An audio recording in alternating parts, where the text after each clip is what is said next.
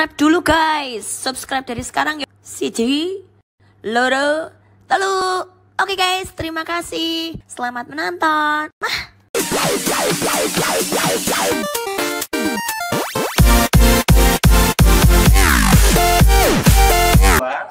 Yang dimana Good Edu versi 2 ini adalah penyempurnaan dari Good Edu yang sekarang dipakai oleh Bapak Ibu sekalian. Nah, sebagaimana yang tampil di layar ini saya jelaskan secara umum karena fitur dari Good Edu versi 2 adalah pelengkap dari versi 1.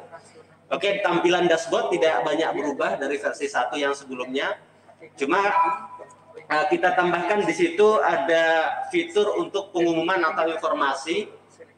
Jadi dari pihak admin yang Bapak Ibu lihat sekarang itu adalah akun dari admin sekolah. Jadi akunnya menu-menunya lebih banyak dari versi 1 ya. Di mana nanti di admin sekolah ini itu bisa melakukan atau mendistribusi informasi kepada siswa. Nah, tentu saja dengan filter ya, apakah berdasarkan kelas, tingkatan atau secara keseluruhan gitu ya. Kemudian juga bisa melakukan chat ya antar sesama guru. Nah, ini adalah penyempurnaan dari versi satunya. Oke, untuk yang lainnya tidak berubah ya. Kemudian next. Nah, di sini bagaimana kita berharap agar Good Edu di versi 2 ini ketika pembelajaran atau pandemi selesai atau berlalu, tentu saja kita akan mengadakan pembelajaran online. Nah, kita berharap agar aplikasi ini tetap bisa terpakai, maka kita melengkapi fitur-fitur yang ada. Salah satunya di akun. Kalau yang sekarang versi 1 mungkin hanya admin sekolah, siswa dan guru ya. Nah, di versi 2 ini kita akan lengkapi, selain itu ada fitur kepala sekolah ya untuk memonitor aktivitas guru maupun siswa. Kemudian ada juga akunnya Waka Kesiswaan. Waka Kesiswaan ini adalah manajemen untuk mendata prestasi siswa dalam bentuk scoring maupun pelanggaran siswa, kedisiplinan ya. Dan juga izin ya, perizinan nanti ada di Waka Kesiswaan. Kemudian di Waka Kurikulum ini untuk memanajemen kurikulum, karena banyak sekali ya kita kurikulum, ada yang K13, ada 2014. Nah, tentu kebutuhan ini akan tahun ke tahun mungkin berubah, maka kita buatkan akun kurikulum di mana nanti bagian kurikulum, wakil kurikulum ini bisa memanage kurikulum yang ada di sekolah masing-masing. Kemudian ada BK ya, bimbingan konseling. Nah, di sini juga fiturnya adalah interaksi bagaimana siswa ini bisa melakukan atau guru BK mengkontrol aktivitas siswa, kemudian juga bisa berkonsultasi baik siswanya maupun orang tua secara online ya tentu saja. Kemudian di guru tidak banyak perubahan, tapi nanti di akhir ada fitur-fitur tambahan yang ada di akun guru. Kemudian ada perpustakaan. Nah, ini adalah peminjaman buku, baik buku secara fisik maupun buku digital. Ya, ini tentu saja terhubung ke database siswa ya. Kemudian ada keuangan ya, ada manajemen keuangan, ini berkaitan dengan iuran bulanan atau pendaftaran atau lain-lain ya. Ini juga harapan kita agar nanti ketika pandemi berlalu Good Edu tetap terpakai gitu lah. Kemudian next. Berikutnya, kemudian ada pengaturan, oke, yang tadi sebelumnya, oke. Nah, ini untuk kelas ya, tidak banyak berubah, cuma perubahannya itu adalah di penjadwalan nanti ya. Oke, kemudian ada juga di versi 2-nya ruang ujian, di mana kalau di versi 1 Bapak Ibu membuat soal ujian itu tentu di fitur tugas, tinggal dipilih nanti ujian semester aja setengah semester atau akhir semester. Nah, di ruang ujian ini nanti kita siapkan fitur di mana para guru atau panitia ujian ini bisa menseleksi siswa mana saja yang bisa layak untuk ikut ujian. Nah, tentu saja dengan bank soal yang tersedia ya. Oke, kemudian ada juga materi peminatan, ini berhubungan dengan ekskul. Apakah ekskul itu yang ekskul wajib atau yang tidak wajib ya. Kemudian panduan KKM, nah ini juga kita siapkan karena versi 2 akan menyiapkan namanya raport online ya, digital ya, nanti di mana orang tua bisa melihat ya secara langsung penilaian nilai anak-anaknya di sekolah. Kemudian ada panduan nilainya itu berupa predikat ya. Kemudian next. Oke, nah ini juga kita siapkan ruang rapat ya. Jadi nanti Bapak Ibu kalau mau rapat atau sekolah mau mengadakan rapat online ya tinggal di ruang rapat ya, klik mulai rapat. Nanti pesertanya ya tentu pegawai ya atau guru-guru ya, nanti tinggal join rapatnya gitu. Di situ sudah secara otomatis tidak perlu memasukkan ID online-nya, kemudian passwordnya dan lain-lain. Oke, next.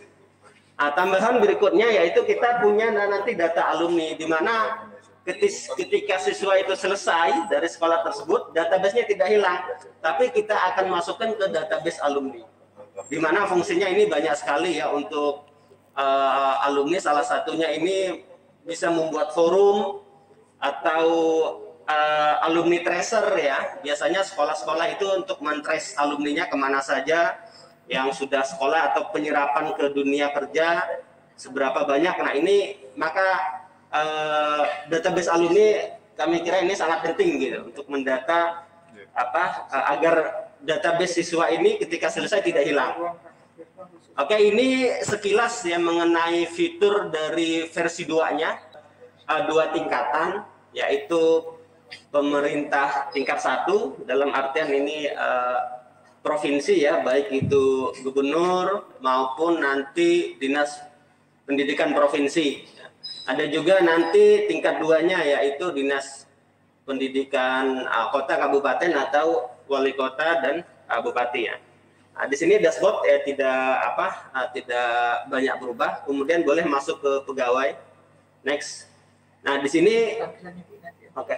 Ini yang pegawai ya. Ini tentu saja usernya adalah dinas pendidikan provinsi ya, bisa BKD ya. Intinya tingkat 1 ya. Jadi bisa banyak, bisa gubernur, BKD provinsi atau dinas pendidikan provinsi.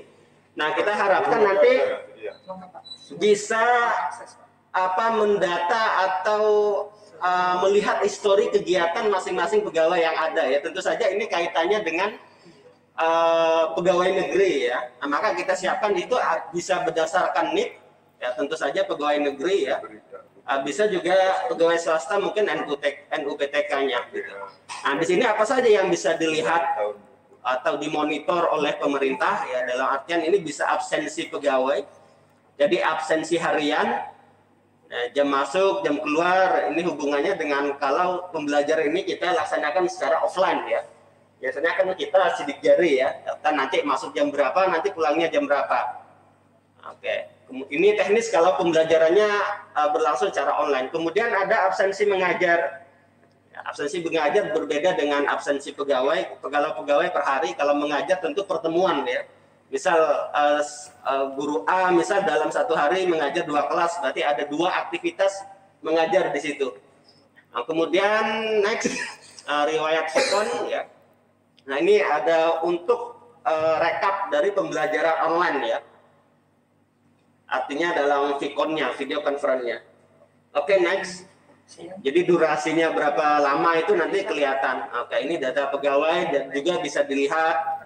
Kemudian next. Riwayat absensi yang tadi jam masuk jam berapa. Ini berkaitan sebenarnya dengan fasilitas di sekolah yang ada. Ini kita rancang untuk kalau pembelajarannya berlangsung offline. Jadi tidak mungkin bagaimana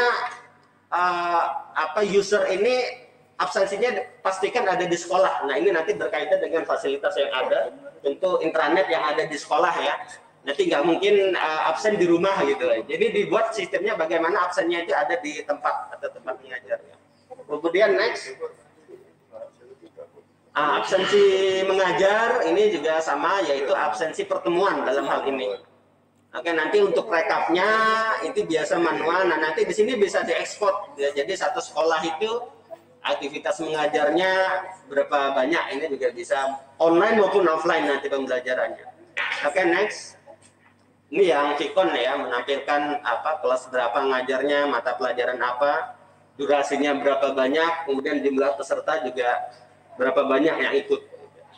Oke, ini detail untuk yang BKD atau yang pemerintah tingkat 1 ya, tidak terlalu banyak ya. Intinya untuk report aktivitas guru saja sudah ada, cuma sistemnya salin soal gitu ya. Nah, di sini kita buatkan fitur bank soal.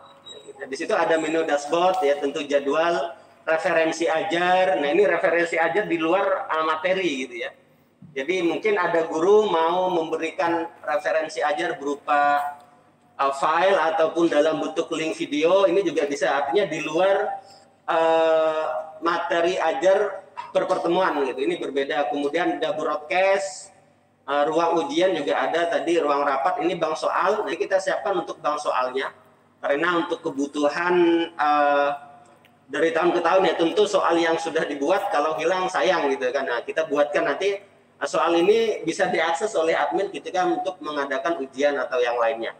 Ini fitur tambahan dari versi satunya, tidak banyak. Kemudian ruang rapat sama ruang ujian. Ya. Kemudian juga broadcast. Oke, next. Oke, ini rekap kehadiran ya, tentu rekap kehadiran siswanya ya. Itu berapa banyak ya, berdasarkan tahun ajaran nanti bisa difilter, semester, kelas, kemudian juga berdasarkan NISN siswa ya. Tentu NISN saya yakin semuanya pasti ada ya. Oke, ini juga bisa merekap sakitnya berapa, izinnya, kemudian alfanya. Data ini yang nanti oleh orang tua itu bisa juga bisa juga dilihat gitu. Oke, next. Oke, tidak ada ya. Kemudian ada nilai ujian, rekap tugas, kemudian juga di bawahnya itu ada nilai raport. Ya, kita lagi memformat bagaimana raport itu bisa memang dari kementerian itu ada aplikasi untuk di-report ya. Nah, kita nanti menyesuaikan, ada nilai raport online di mana itu bisa mudah nanti diakses oleh siswa maupun nanti oleh orang tuanya. Mungkin ini dari saya Bapak Ibu, fitur-fitur dari versi 2.